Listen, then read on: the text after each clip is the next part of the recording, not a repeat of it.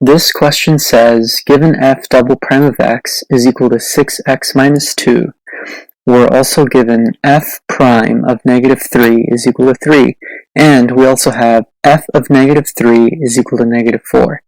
So the first question asks, find f prime of x, and they're also asking us, find f of 3. So in this first question, we're asking, what is f prime of x? So we can see here that f prime of x is equal to the integral of f double prime of x. So when we do that, we get 3x squared minus 2x plus c. The next step is to incorporate some information that they already give us.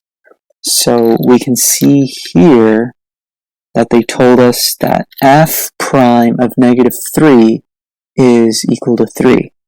So what we're going to do is we're going to plug in that negative 3 into this new function that we just found. So when we plug it in, we get 3 times negative 3 squared minus 2 times negative 3 plus our constant. And we can see that they already told us that f prime of negative 3 is equal to 3. So we can just substitute that in. So once we combine some like terms, we can see that 3 is equal to 33 plus our constant. And then once we subtract 33 on both sides, we get that our c is negative 30. And so finally, our answer is f prime of x is equal to 3x squared minus 2x minus 30. So that's the answer to the first question. And now for the second question, they're asking us to find f of 3. So now we need to take the derivative, we need to find the integral one more time.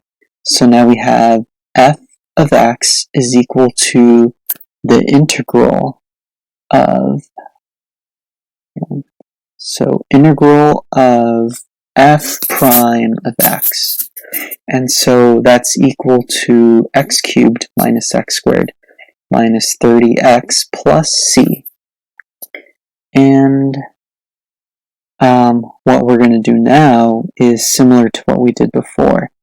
They tell us that f of negative 3 is equal to negative 4. So we're going to plug in that negative 3, just like we have in the beginning. So that f of negative 3 is equal to negative 4. That's right over here. All we're doing is we're taking the exact information that they already gave us. So f of negative 3 is equal to negative 4. And so we just plug in that negative 3. We get negative 3 cubed minus negative 3 squared minus 30 times negative 3 plus our constant.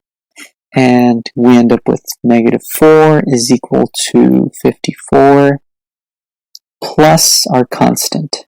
We subtract 54 from both sides, and we get that our constant is equal to negative 58. So in the end, we can just plug that constant back in, and we get f of x is equal to x cubed minus 2x minus 30x minus 58. So that answers both of our questions.